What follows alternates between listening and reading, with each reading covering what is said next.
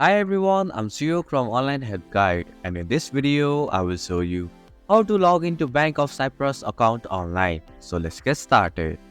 First, open any web browser in your mobile device. In the search bar, type in www.bankofcyprus.com and hit the search button.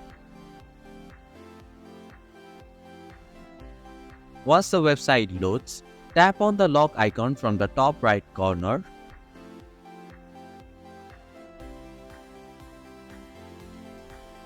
Now, in the login portal, enter your user ID in the provided field. Next, enter your account passcode.